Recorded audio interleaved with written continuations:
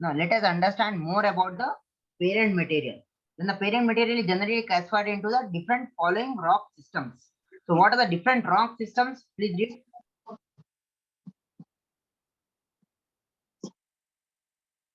Please read the rock systems. What is the first rock system? Archean system, Precambrian rock system.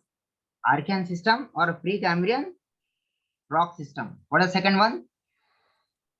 Kadapa and Vindhyan rocks. Kadapa or Vindhyan rocks. Third one? Carboniferous rocks. Fifth one?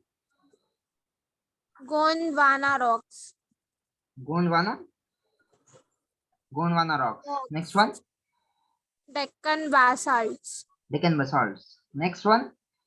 Tertiary and Mesozoic sedimentary rocks of extrapeninsular India.